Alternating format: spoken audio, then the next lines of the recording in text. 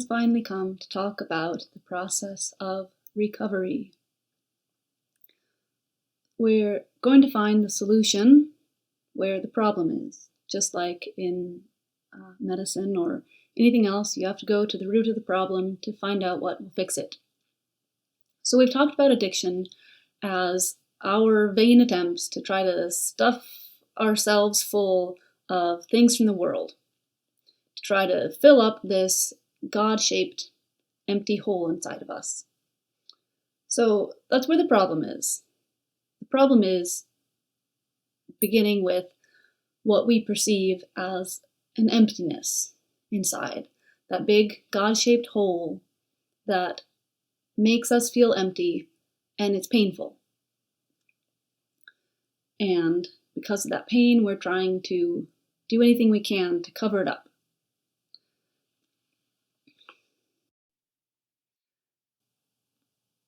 But we can't fix the problem as long as we're still running away from it, as long as we're still trying to hide it from ourselves and not admit it's there. So the first thing we have to do is stop running, take courage, be a little brave, and turn around and face the fear. And when we look at that fear, we're going to see pain and the feeling of emptiness inside of ourselves. And it may be helpful to also look at where that comes from. Is it from broken relationships? Is it from childhood trauma? Is it from ourselves not being honest to ourselves, trying to do things that aren't being true to ourselves or not being true to God? We're going to find this pain inside and this emptiness, and that's where the problem is. So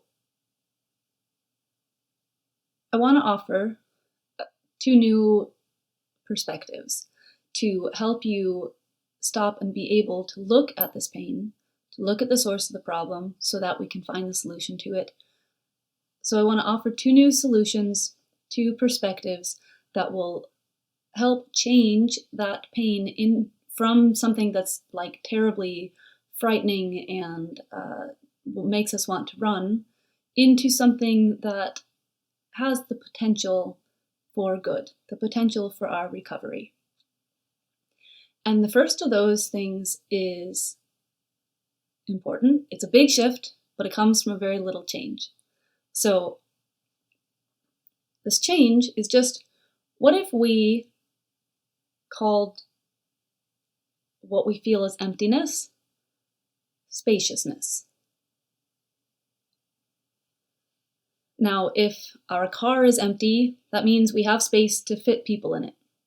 If our closet is empty, that means that we have space to fill it full of our clothes or linens or whatever we need to store in there. So we have this concept in our normal lives that emptiness and spaciousness are connected. They're similar, but they have different connotations to them, and especially when they're applied to ourselves. So if I feel that I'm empty, that's scary and painful. If I look at that space, it means I have to stand in that empty hole, and I say, wow, this hole is kind of spacious. There's room in here for more than just me. And when we see that there's room, that's the room for God to live inside of us. That's the place where we begin to speak to God from. God, I'm in this hole, and it feels kind of painful. But there's room for you to be here with me. So will you come and be here with me?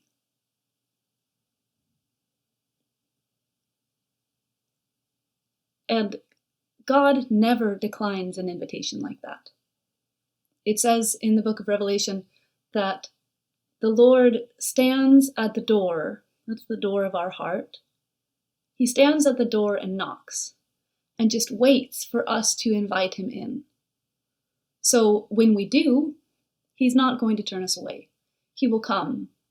And that spaciousness provides room for us to be with God. There's a spaciousness, like, I can breathe in here. There's room to not be constrained. And there's room for another here. I can share this space with someone. I can share the space with God. And He will share the space with you. And when you're with Him, it doesn't feel so scary.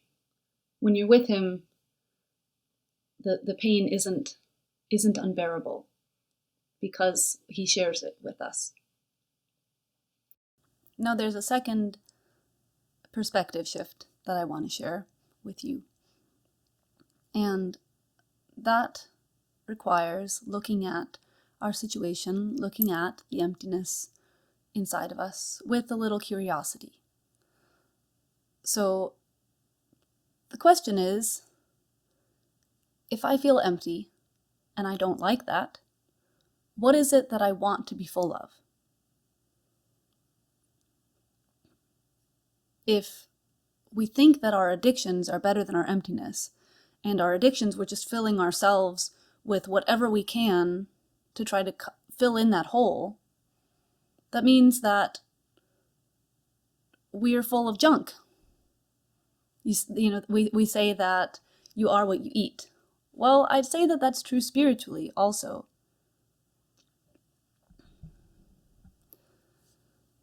That whatever you fill yourself with is what you become. So if you're filling yourselves with your work, with useless information on the internet, with makeup and hair dye, you're becoming those things. And those things are ultimately not very meaningful. So I don't think that's what any of us really want to be for ourselves. But if you want to be full of love, if you want to be full of beauty and creativity and joy and peace, those are the attributes of God. Those are the characteristics of God that happen when we fill ourselves with Him. And those are the things that God made us to be full of. He made us to be full of Himself so that we could be like Him.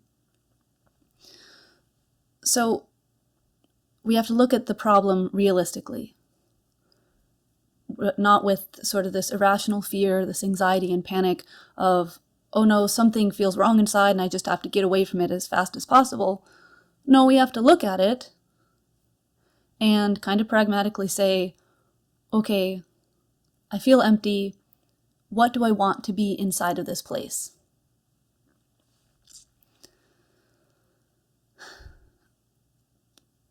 The Lord made us so that we could be like Him and so that we could be with Him. That's why we're made in His image and likeness. And the process of recovery from addiction is all about returning to that original goal that God had in mind for us. And that is the same process as our repentance, as our spiritual healing. And it's the same process as our salvation. It's about detaching ourselves from the things that we use to substitute for God. In other words, things that separate us from God, to release those things and return back to God and let Him fill our hearts and our minds so that we can be with Him and like Him, like He wanted us to be from the beginning. It takes courage. It takes courage for us to admit our fears and our pains and stop running from them. It takes humility for us to stop trying to fix these things on our own, stop trying to believe that we can do it, and start inviting God in to do His work, because really our healing and our salvation is His work. It's not ours.